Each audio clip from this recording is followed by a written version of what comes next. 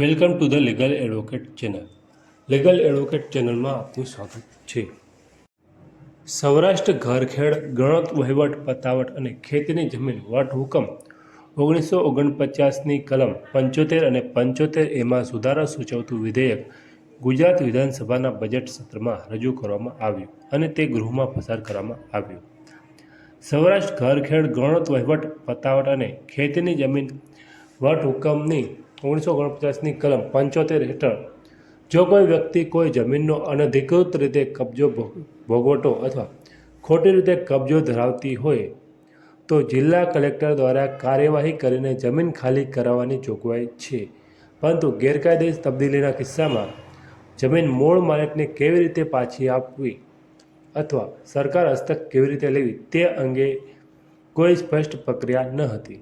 5 December 2015ના રોજ ઉમેરવામાં આવેલી કલમ 75A મુજબ જો કોઈ વ્યક્તિ બિનખેડૂત વ્યક્તિ કે સંસ્થા ખેતીની જમીન ખરીદે તો તેને જંત્રીની કિંમતના 3 ગણા દંડ ફટકારવાની જોગવાઈ હતી. પરંતુ દંડ ભરવા માટે કોઈ નિશ્ચિત સમય મર્યાદા ન હોવાથી કાનૂની પ્રક્રિયાઓ લાંબી ચાલતી હતી અને ખેડૂતને પોતાની જમીન પાછી મેળવવામાં ભારે વિલંબનો સામનો કરવો પડતો હતો.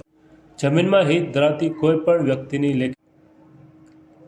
વ્યક્તિની લેખિત અરજીના આધારે તબદીલી ગેરકાયદે જણાય તો કલેક્ટર 3 મહિનાની મુદતમાં જમીન વેચનારને જમીન પરત કરવા જણાવશે અને ખરીદનારે તે જમીન પરત કરવાની રહેશે.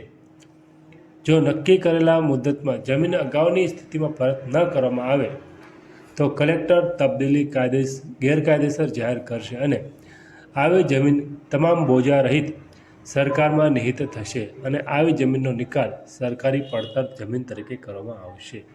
જેવી જોગવાઈ હાલના વિધેયકમાં રજૂ કરવામાં આવી છે તથા કલમ 75A મુજબ જો ખેડૂત ન હોય તેવી વ્યક્તિ અથવા કોઈ સંસ્થાની તરફેણમાં ખેતીની જમીનની તબદીલી થયેલી હોય તો તેવી વ્યક્તિ અથવા સંસ્થા ઉપર આવી જમીનની પ્રવર્તમાન જંત્રી કિંમતથી એટલે હાલની જંત્રી કિંમતથી 3 ગણી રકમનો દંડ 1 મહિનામાં ભરવાનો રહેશે અને જમીન ખેડૂત ખાતેદારને પરત કરવી પડશે.